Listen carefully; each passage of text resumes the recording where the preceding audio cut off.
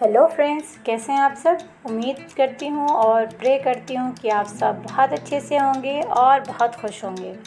तो आज मैं लेके आई हूँ पाठ 8 आशा, कक्षा 4।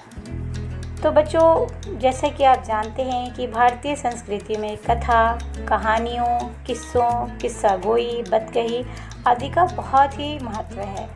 दार्शनिकों द्वारा गूढ़ विषयों, गहरी बातों को समता और तुलना से समझाया जाता रहा है।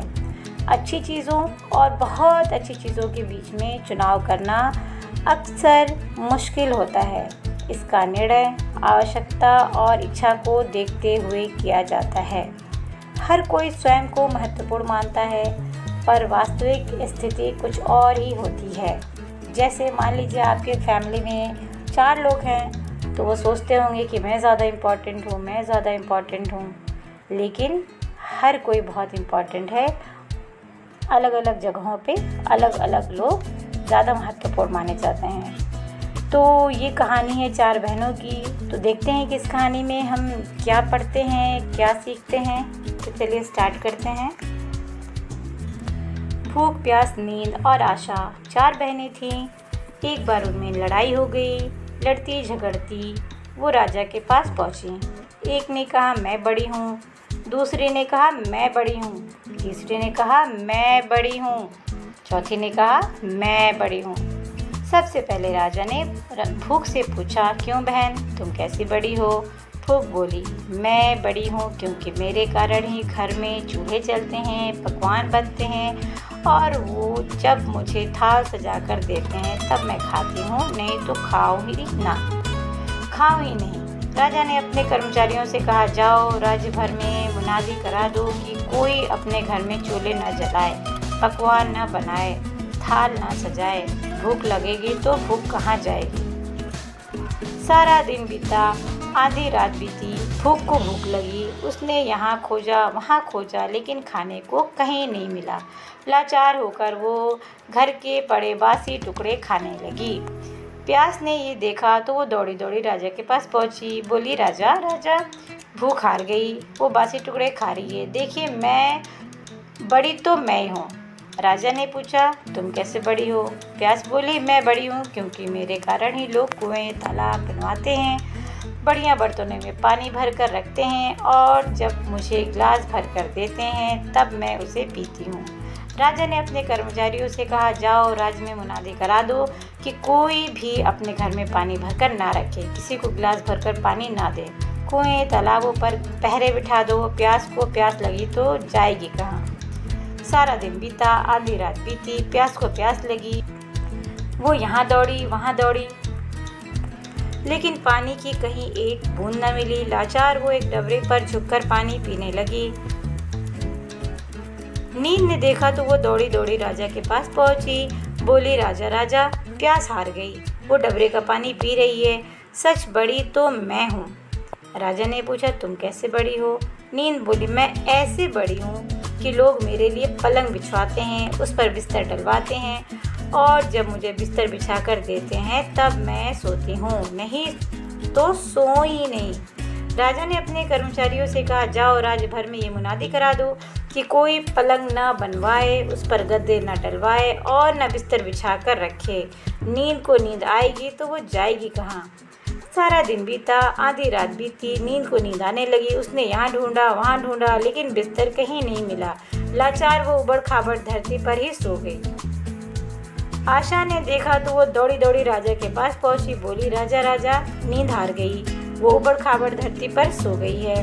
वास्तव में भूख, प्यास और नींद, इन तीनों में मैं बड़ी हूँ। राजा ने पूछा, तुम कैसे बड़ी हो।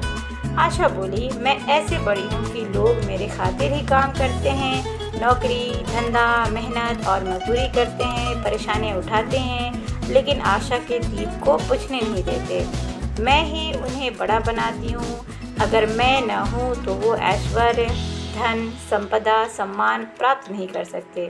राजा ने अपने कर्मचारियों से कहा, जाओ राज्य में मुनादी करा दो, कोई काम ना करे, नौकरी ना करे, धंधा मेहनत और मजदूरी ना करे और आशा का दीप न जलाए। आशा की आस जागेगी तो वो जाएगी कहाँ। सारा दिन बीता, आधी रात बीती। आशा की आस जगी। वो यहाँ गई वहाँ गई, लेकिन चारों ओर अंधेरा छाया हुआ था। सिर्फ एक कुम्हार टिमटिमाते दीपक के प्रकाश में काम कर रहा था। वो वहाँ जाकर टिक गई।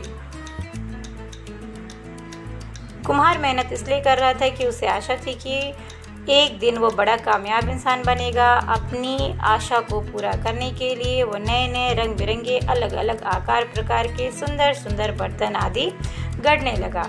पहले लोगों ने पसंद न किए, पर धीरे धीरे लोग खरीदने लगे। आशा उसी के घर रहने लगी। वो स्वयं को फलते फूलते देख रही थी। खबर राजा तक पहुंची। कुम्हार को बुलाया, पूछा सफलता का राज क्या है? तो कुम्हार बोला, आशा। राजा ने अब सोचा कि भूख को भोजन की, प्यास को पानी की और नींद को धरती या बिस्तर की आशा ही तो होती है। आशा के बिना तो कुछ भी नहीं हो सकता। अतः जीवन में आशा का बने रहना आवश्यक है। प्रदीप कुमार जैन। इसका मतलब क्या है बच्चों? जीवन में आशा का बने रहना आवश्यक है। इसका मतलब ये है कि आपको होपफुल होना चाहिए, आपको पॉजिटिव होना चाहिए। जब आप किसी चीज़ से आशा रखेंगे, होप रखेंगे, कोई उम्मीद बना के रखेंगे, तभी अच्छे उम्मीद में आप मेहनत करेंगे और आप कामयाब होंगे। तो इसके लेखक हैं प्रदीप कुमार जैन। अब हम देखेंगे इस पाठ के शब्द अर्थ को। पहला है भूख, भोजन की इच्छा, प्यास, पानी पीने की इच्छा, नींद, सोना। आशा का मतलब भरोसा, होप। मुनादी मतलब ढिंढोरा, अनाउंसमेंट। पहरा का मतलब निगरानी। डबरे का मतलब पानी वाला गड्ढा। ऐश्वर्य का मतलब समृद्धि, वैभव, प्रॉस्पेरिटी या लग्जरी। संपदा का मतलब धन या वेल्थ। कुम्हार का मतलब मिट्टी के बर्तन बनाने वाला। आगे देखते हैं। सबसे पहले देखेंगे बोध प्रश्न। अब इसमें देखेंगे राजा ने क्या मुनादी करवाई। राजा ने मुनादी करवाई कि कोई भी अपने घर में चूल्हा न जलाए, पकवान न बनाए, थाल न सजाए। प्यास ने कहाँ पर पानी पिया? प्यास ने एक डबरे पर झुककर पानी पिया। दूसरा है नींद कहाँ सोई? नींद उबड़ खाबड़ धरती पर सो गई। अगला है आशा कुम्हार के घर क्यों रुक गई? आशा कुम्हार के घर इसलिए रुक गई क्योंकि वो स्वयं को फलते फूलते देख रही थी। अब देखेंगे हम शॉर्ट क्वेश्चंस। पहला इसमें चारों बहनों के नाम क्या थे? चारों बहनों के नाम भूख, प्यास, नींद और आशा थे। भूख ने क्या खाया? भूख घर में पड़े बासी टुकड़े खाने लगी। राजा ने कहाँ पहरे बिठाने को कहा? राजा ने कुएं, तालाबों पर पहरे बिठाने को कहा। किसके लिए लोग पलंग बिछवाते हैं? नींद के लिए लोग पलंग बिछवाते हैं। कुम्हार ने सफलता का राज क्या बतलाया? कुम्हार ने सफलता का राज आशा बतलाया। अब देखेंगे किसने किससे कहा। किसने किससे कहा? तो जो स्टेटमेंट है आपका उसमें देखेंगे कि राजा ने भूख से कहा। दूसरा स्टेटमेंट देखिए, राजा ने अपने कर्मचारियों से कहा। तीसरा स्टेटमेंट आप अपने बुक में देखिए, ग वाला, उसका राइट आंसर होगा प्यास ने राजा से कहा।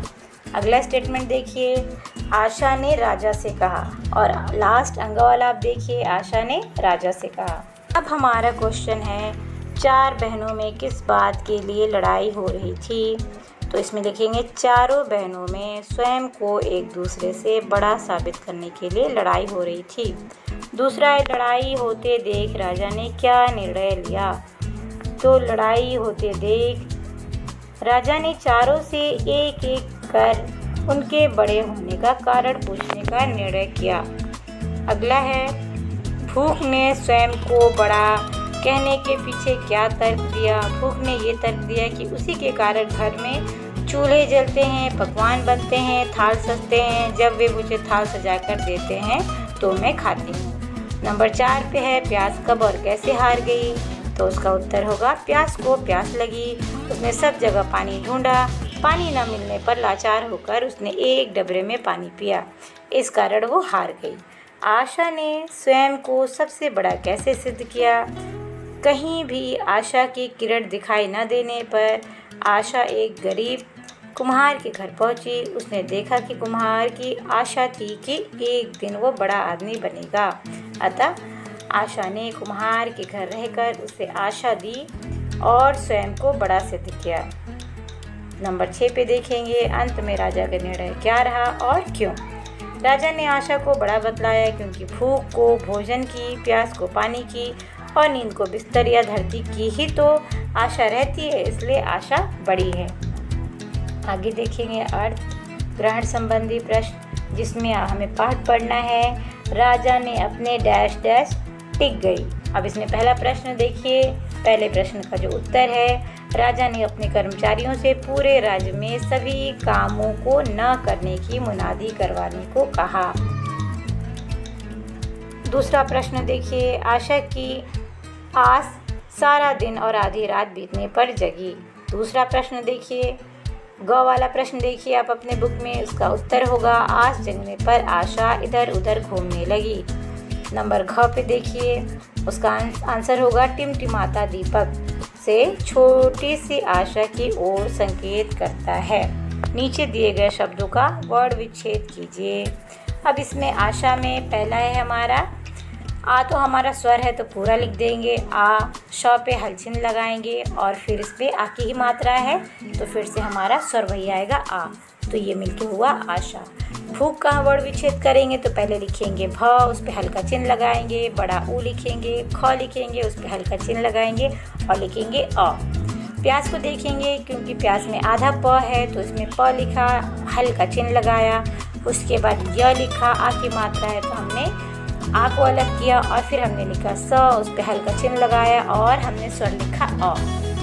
अब आगे बढ़ेंगे नींद, क्योंकि नींद में पहले हमने न लिखा, उस पे हल चिन्ह लगाया, बड़ी की मात्रा है तो हमने बड़ी ई लिखा, प्लस हमने उस पे देखा कि अनुस्वार भी लगा हुआ है तो हमने अंग लिख दिया। उसके बाद आगे बढ़ते हैं द पे हल चिन्ह और द में अ जोड़ देंगे तो हमारा हो गया नींद। आगे बढ़ेंगे तो पे हल चिन्ह, फिर आ, फिर प्लस ल पे हल चिन्ह आ, फिर उसके बाद ब, उस पे हल चिन्ह और उसके बाद अ, तो हो गया हमारा तालाब। आगे बढ़ेंगे देखेंगे कुम्हार, क हल चिन्ह, फिर छोटा ऊ, फिर क्योंकि आधा म है बस तो हमने म लिखा, हल चिन्ह लगाया, आगे बढ़े। ह पे हल चिन्ह, फिर आ, फिर र पे हल चिन्ह और अ, तो बन गया कुम्हार। अब आगे हम जो देख रहे हैं वो है हमारा पर्यायवाची शब्द। रात का होगा निशा रजनी, रात का होगा निशा रजनी, राजा का होगा नृप भूपति, धरती का होगा वसुधा या धरा, पानी का होगा जलनीर, घर का गृह भवन और प्रकाश का हो जाएगा उजाला रोशनी। आगे देखते हैं सही एक शब्द पर निशान लगाइए MCQ। क में है मिट्टी के बर्तन बनाने वाले को क्या कहते हैं? कुम्हार। जो दिखाई ना दे वो अदृश्य, जिसका अंत ना हो अनंत। अब आगे देखेंगे नीचे दिए गए शब्द भाववाचक संज्ञा से विशेषण बनाइए तो भूख से बन जाएगा भूखा। क्या करना है हमें? भाववाचक संज्ञा से विशेषण बनाना है। तो भाववाचक संज्ञा क्या है हमारा? क्या करना है हमें? भाववाचक संज्ञा से विशेषण बनाना है। तो भूख जो है ये हमारा है भाववाचक संज्ञा, तो उससे हमने विशेषण क्या बनाया? भूखा। प्यास से प्यासा, मेहनत से मेहनती, कामयाबी से कामयाब, सुंदरता से सुंदर, आशा से आशावान। अब देखिए, समझिए और लिखिए। दौड़ी दौड़ी मतलब दौड़ते हुए, धीरे धीरे मतलब बहुत धीरे, रंग बिरंगे मतलब कई रंग के, सुंदर सुंदर मतलब बहुत सुंदर, पहले पहल मतलब सबसे पहले, ऊबड़ खाबड़ मतलब कहीं ऊंचा कहीं नीचा। आगे देखते हैं एक्सपेंशन ऑफ नॉलेज। बिहार में क्या क्या फेमस है? लिट्टी चोखा, सत्तू पराठा, खाजा, तिलकुट। अगला है बंगाल, यहाँ क्या फेमस है? कोशा, मंगशो, मिर्ची, दोई, भापा, इलिश, झींगे, आलू, पोस्टो। पंजाब में क्या है फेमस? मक्के दी रोटी, सरसों का साग, छोले भटूरे, राजमा चावल।